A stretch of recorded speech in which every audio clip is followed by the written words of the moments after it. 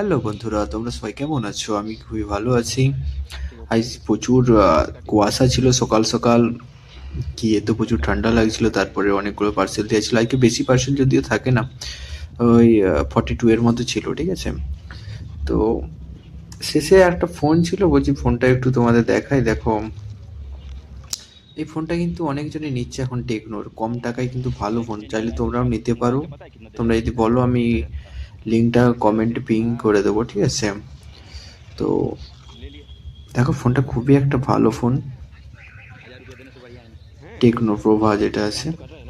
দেখো, এই কাস্টমারটা খুবই ভালো কাস্টমার, আমার সঙ্গে খুব ভালো সম্পর্ক আছে।